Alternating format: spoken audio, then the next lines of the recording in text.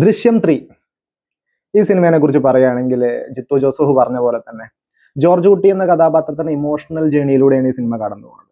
മറ്റ് രണ്ട് സിനിമകളിൽ നിന്നും വ്യത്യസ്തമായിട്ട് ഇതിൽ കൂടുതൽ ഇമോഷൻസിനെയാണ് പ്രാധാന്യം നൽകിയിരിക്കുന്നത്. ആ ഇമോഷൻസ് ആണ് ഈ സിനിമയുടെ വിജയം എന്ന് ഞാൻ പറയുള്ളൂ. കാരണം മോഹൻലാലിന്റെ പ്രകടനം, ലാലേട്ടന്റെ പെർഫോമൻസ് കൊണ്ട് ഒരു പടത്തിനെ ലിഫ്റ്റ് ചെയ്ത് കളഞ്ഞു.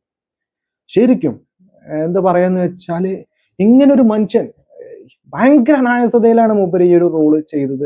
ജോർജ് കുട്ടി എന്ന് പറഞ്ഞ റോള്, അതിന്റെ ആ ഒരു ക്യാരക്ടർ നറേഷൻ, ക്യാരക്ടറിന്റെ ആർക്ക്, ആ ഒരു സംഭവം ഭയങ്കരമായിട്ട് ഇതിൽ ചെയ്തിട്ടുണ്ട്. ആ ക്യാരക്ടറിന് വരുന്ന ട്രാൻസ്ഫോർമേഷൻസ്, അങ്ങനെ ഒരുപാട് കാര്യങ്ങൾ ഈ സിനിമയിൽ എക്സ്പ്ലോർ ചെയ്തിട്ടുണ്ട്. ഇത് സംവിധായകൻ എടുത്തൊരു ബിഗ് റിസ്ക്കും കൂടിയാണ്. കാരണം ഈ ഒരു സിനിമയിൽ ത്രില്ലർ എലമെന്റ്സും സസ്പെൻസും കാര്യങ്ങളും കുറവാണ്. പക്ഷേ ഈ സിനിമ നല്ലൊരു സിനിമയാണ്. കാരണം എന്താന്ന് വെച്ചാൽ പെർഫോമൻസ്, ലാലേട്ടൻ ശരിക്കും പറഞ്ഞാൽ ഭയങ്കരമായിട്ട് എനിക്ക് ഇഷ്ടപ്പെട്ടു ഈ ഒരു ഇമോഷണൽ ആ ഒരു സംഭവം.